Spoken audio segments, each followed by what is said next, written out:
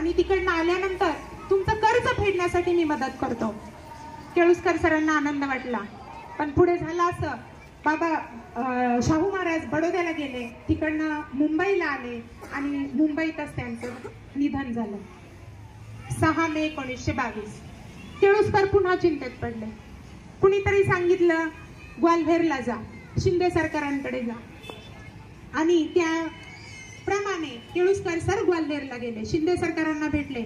शिंदे सरकार म्हणले खूप चांगलं काम करताय, शिवरायांचं चरित्र तुम्ही छापलंय, ते विकताय, लोकांनी वाचावं ही तुमची तळमळ आहे, आणि तुमचं 25,000चं कर्ज मी नक्की फेडणार, नक्की मदत करणार. फक्त मी लंडनला चाललोय, ब्रिटिशांनी माझी काही प्रॉपर्टी जप्त केली आहे आणि त्याचा खटला आहे, तो खटला जिंकून मी लंडनवरून येतो आणि तुमचं 25,000चं कर्ज फेडतो. केळुसकरांना आनंद झाला आणि केळुसकर तिथून निघून आले. पण पुढे दुर्दैवानं असं घडलं की ग्वाल्हेरचे शिंदे सरकार लंडनला गेले आणि तिकडेच त्यांचं निधन झालं. केळुसकर पुन्हा अडचणीत सापडले. आता पुन्हा कुणीतरी त्यांना सांगितलं की आता तुम्ही इंदोरला जा, होळकरांकडे जा. केळुसकर होळकरांकडे गेले. होळकरांना पुन्हा सगळी कहाणी सांगितली. होळकर म्हणाले अतिशय चांगलं काम करताय. अधिकाऱ्यांना बोलून घेतलं आणि सांगितलं यांना आत्ताच्या आत्ता ताबडतोब 25,000 रुपये द्या. हे ऐकल्याबरोबर केळुसकर म्हटले नको नको नको नको, कॅश, मला मुंबईला जायचंय, जोखमीचं काम आहे, त्यामुळे कॅश मला आणि आत्ता देऊ नका. होळकर म्हटले ते काय नाही, मला जगायचंय, पैसे घ्यावेच लागतील. आणि मग या होळकरांनी केळुसकरांना 25,000 रुपये दिले, सोबत मिलिटरीचे लोक दिले आणि बंदोबस्तामध्ये केळुसकरांना मुंबईला रवाना केलं. केळुसकरांनी आपलं कर्ज फेडलं आणि मग उतराई म्हणून 500 पुस्तकं, शिवरायांच्या चरित्राची 500 पुस्तकं या केळुसकरांनी आपल्या या होळकरांना पाठवायचं ठरवलं. गोष्ट इथंच संपत नाही. होळकरांकडे ज्या दिवशी ही 500 पुस्तकं पोस्टाने पोहोचतात त्याच्या आदल्याच दिवशी तुकोजी होळकरांचं राज्य संपुष्टात येतं. ब्रिटिश सरकार त्यांचं राज्य आपल्या ताब्यात घेतात आणि केळुसकरांना फार दुःख होते. हे मी यासाठी सांगितलं की आजकालचे शिवचरित्रकार म्हणून लोक आपल्याला मिरवून घेतात, त्यांनाही केळुसकरांसारखा त्याग माहिती असावा, त्यांनाही हे प्रयत्न, ही तळमळ माहिती असावी, आणि म्हणून हा संदर्भ मी इथे दिला आहे. आणि हे जे पुस्तक आहे केळुसकरांचं, हे मॅट्रिक नंतर बाबासाहेबांच्या हातात येतं. बाबासाहेब ते वाचतात आणि या पुस्तकाचा गौतम बुद्धाच्या चरित्राचा बाबासाहेबांवर इतका परिणाम होतो की बाबासाहेब आपल्या मृत्यूच्या आधी 56 साली धम्म, गौतम बुद्ध आणि त्याचा धम्म हे पुस्तक लिहून पूर्ण करतात. हे त्यांचं शेवटचं पूर्ण केलेलं पुस्तक आहे. या पुस्तकाच्या प्रस्तावनेत ते म्हणतात मॅट्रिक नंतर बुद्धचरित्र मी वाचतो आणि त्याच्यावर माझ्यावरती इतका परिणाम होतो की मी त्यामुळे प्रभावित होतो, प्रेरित होतो आणि बुद्धाकडे वळतो आणि पुढे 48 वर्ष मी बुद्धाच्या सावलीत राहतो. बाबासाहेबांच्या आयुष्याला कलाटणी देणारं हे बुद्धचरित्र, जसं बाबासाहेबांना या बुद्धचरित्राने बदलवलं तसं ज्योतिरावांना थॉमस पेन या लेखकाच्या राईट्स ऑफ मॅन, माणसाचे अधिकार या पुस्तकाने बदलवलं. ज्योतिरावांनी हे पुस्तक वाचलं आणि त्यांना कळलं की माणसाचे जे हक्क आहेत ते हक्क त्याला असे कोणी घर बसल्या आणून देणार नाही, त्याने हातपाय हलवले नाही तर कोणी देणार नाही, तर त्याला शिक्षण घ्यावं लागेल, आणि शिक्षण घ्यायचं असेल तर समाजातल्या तळागाळातल्याला आणि स्त्रियांना शिक्षण दिलं पाहिजे. हे त्या काळात ज्योतिरावांनी आपल्या मनात ठसवलं आणि तिथून पुढे त्यांच्या कार्याची सुरुवात झाली. आणि म्हणून आपल्याला फुल्यांच्या जीवनाचे काही पैलू इथं समजून घेणं गरजेचं आहे. आपल्याला महात्मा फुले सगळ्यांना माहिती आहे की स्त्रियांचे उद्धार करते, पण महात्मा फुले हे इतकं मोठं पुस्तक आहे की ते प्रत्येक पान वाचताना आपण मुक्त होऊन जातो. काय पैलू असावेत एखाद्या व्यक्तीच्या आयुष्यामध्ये, त्याने काय काय करावं. थॉमस पेनच्या पुस्तकानंतर प्रेरित होऊन आपल्या कामाला सुरुवात करत असताना जेव्हा 1848ला त्यांनी आपली स्वतःची मुलींची शाळा सुरू केली तेव्हा तर वडिलांनी घराबाहेर काढलं. पोटापाण्याचा प्रश्न, काय करावं, कारण कोणत्याही गोष्टी, समाजकार्याच्या गोष्टी फक्त तोंडाच्या नसतात, पैशाच्या असतात. त्यासाठी कमवावं लागतं आणि मग हे कमावत असताना ज्योतिराव फुले आपल्या काही सहकाऱ्यांना मदतीने घेऊन Pune commercial and contracting he company स्थापन करतात। ही कंपनी स्थापन केल्यानंतर ही कंपनी काय काम करते तर जी सरकारी कामं आहेत बांधकामाची याचे कॉन्ट्रॅक्ट मिळवते।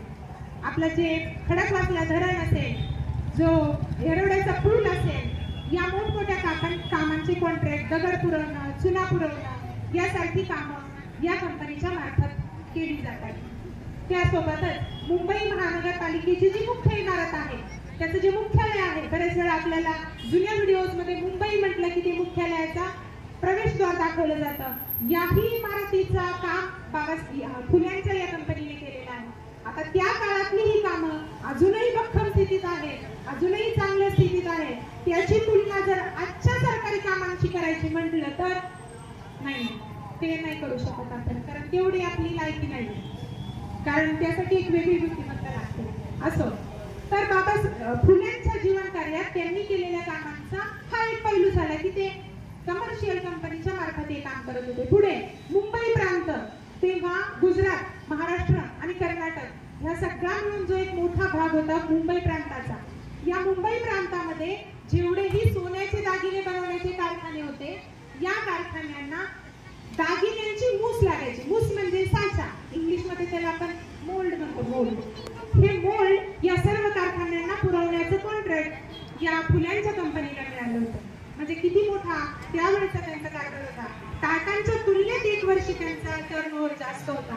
तेव्हा आपल्याला फुल्यांचं हे करतो एवढंच नाही, शेती, फुल्यांची शेती होती आपल्याला माहितीये, वडिलोपार्जित शेती होती। त्यांच्या शेतीतली फुलं पेशव्यांच्या दरबारात जायची, पेशव्यांना खूप फुलं लागायची, पूजेला बाकीच्या गोष्टींना खूप फुलं लागायची आणि ही फुलं पुरवण्याचं काम महात्मा फुलेंच्या शेतीतून व्हायचं। पुढे महात्मा फुले आपल्याला अनेक प्रकारच्या शैक्षणिक संस्था उभ्या करताना दिसतात। शैक्षणिक संस्था उभ्या करणं, त्याद्वारे शाळा काढणं, त्या चालवणं, नंतर प्रकाशक म्हणून फुले पुढे येतात। महात्मा फुलेंनी गुलामगिरी आणि शेतकऱ्यांचा असूड ही 2 पुस्तकं स्वतः लिहून स्वतः प्रकाशित केलेली आहेत, त्यामुळे फुले प्रकाशक म्हणून आपल्या पुढे येतात। त्याचबरोबर त्या काळात, इतक्या जुन्या काळात 1869चा काळ आहे आणि या काळात फुले आपल्या कवितेतून असं म्हणतात, शेर घेणाऱ्याच्या गळ्यात भालू दोरी, पावतीमध्ये आहे गड्या जडीबुटी सारी। म्हणजे काय, आजही आपल्याला शेअर मार्केट बद्दल भल्याभल्यांना माहिती नाहीये। असं असताना त्या काळात फुले शेअर मार्केट वरती भाष्य करतात आणि असं सांगतात, शेअर मार्केट चांगला उद्योग आहे, पैसे कमावण्याचा आहे, पण सचोटीने व्यवहार कर, हुशारीने कर, फसू नको। आणि त्या काळात कॉम्प्युटर सारखी व्यवस्था नव्हती, पावतीवर खेळ चालायचा, म्हणून फुले म्हणतात पावतीमध्ये आहे गड्या जडीबुटी सारी। म्हणून त्या काळात आपल्याला फुले शेअर मार्केट बद्दल एक तंत्रज्ञ, एक माहितगार म्हणून सल्ला देतात। याही पुढे जाऊन फुले नाटककार आहेत, तृतीयरत्नासारखं नाटक लिहितात। याही पुढे जाऊन फुले छत्रपतींची समाधी शोधून काढतात आणि छत्रपतींवर 300 ओळींचा पोवाडा लिहितात। हे शाहीर फुले आपल्या समोर येतात। आपल्या एका आयुष्यामध्ये किती काम करावं ही झाली एक बाजू। आपल्या बऱ्याच जणांना माहिती नसलेली ज्योतिराव फुलेंची आणखीन एक जमेची बाजू आहे। ज्योतिराव फुले 1876 ते 1883 या काळामध्ये पुण्याचे गव्हर्नर होते, कमिशनर होते।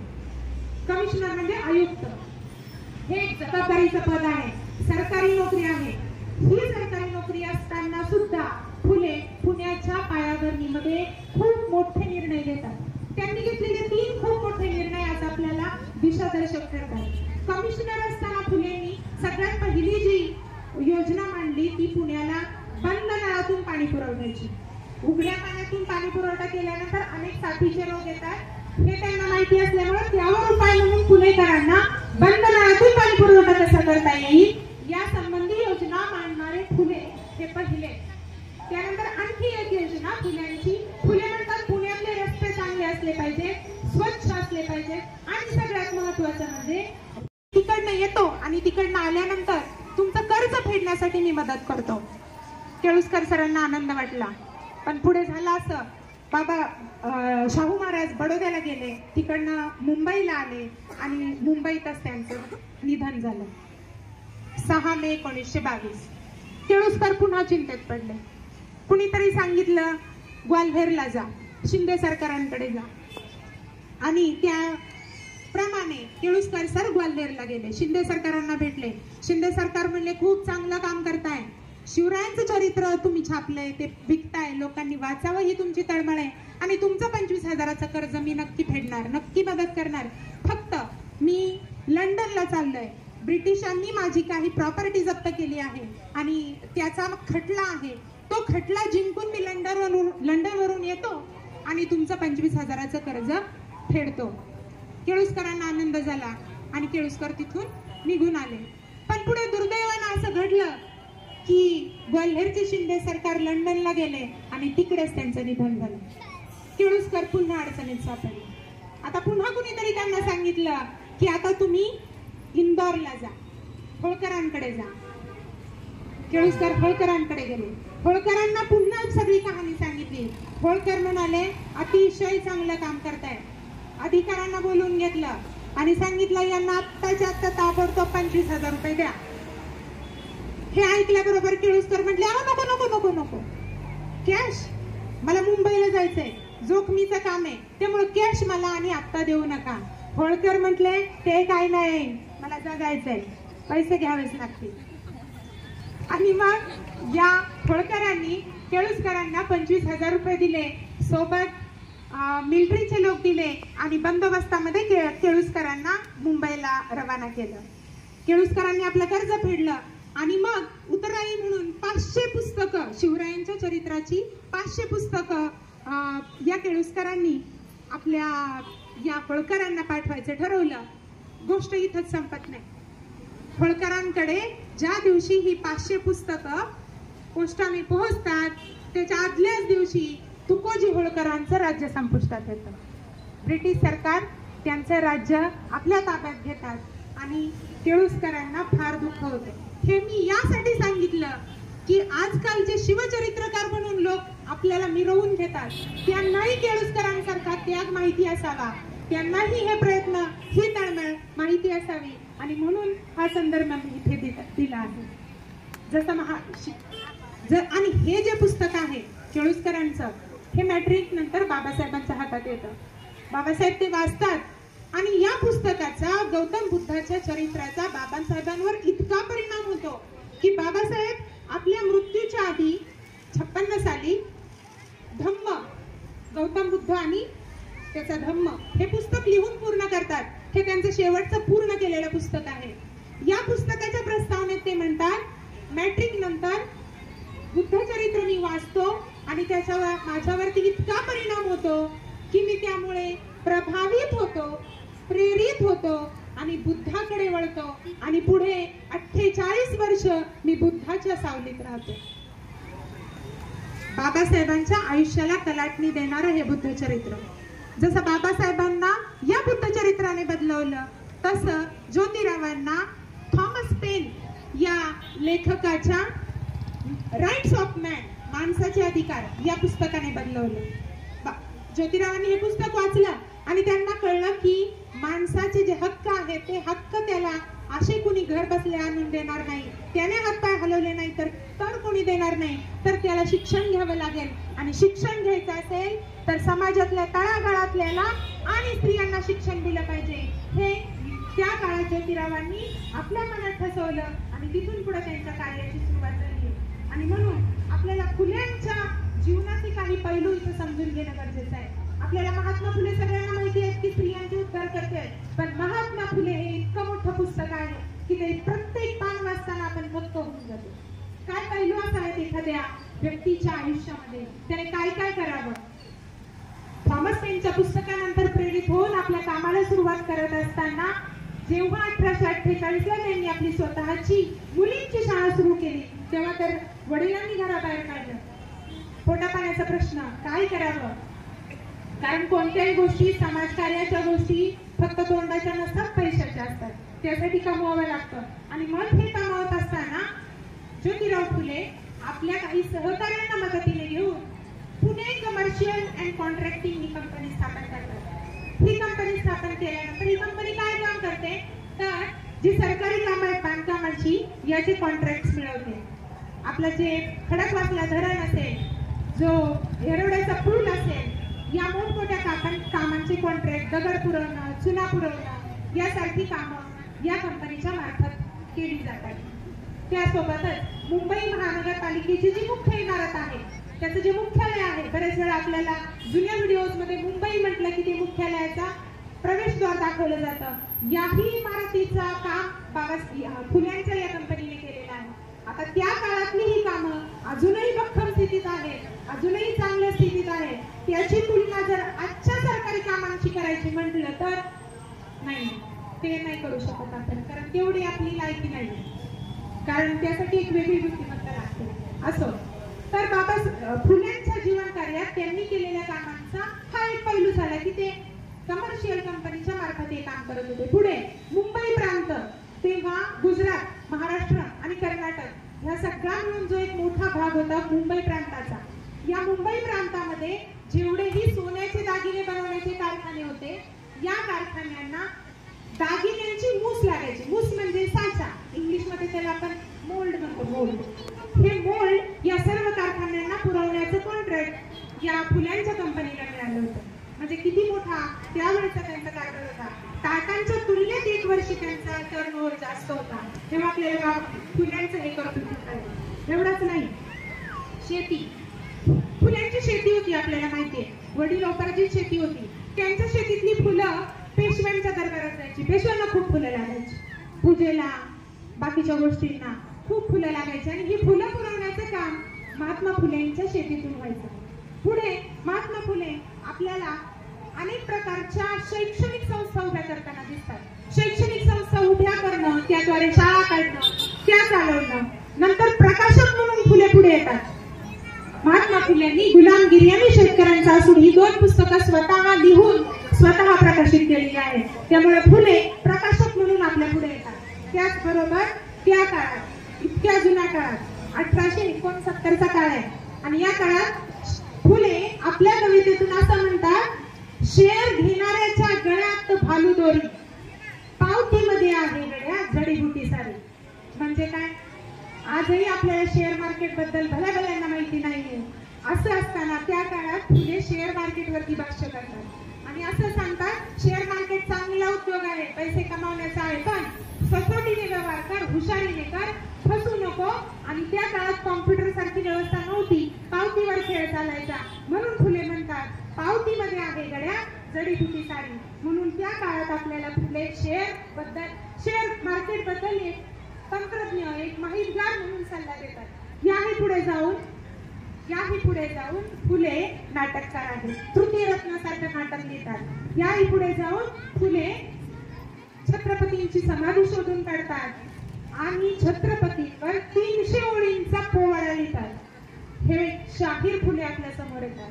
आपल्या एका आयुष्यामध्ये किती काम करावं ही झाली एक बाजू. आपल्या बऱ्याच जणांना माहिती नसलेली ज्योतिराव फुलेंची आणखीन एक जमेची बाजू आहे. ज्योतिराव फुले 1876 ते 1883 या काळामध्ये पुण्याचे गव्हर्नर होते.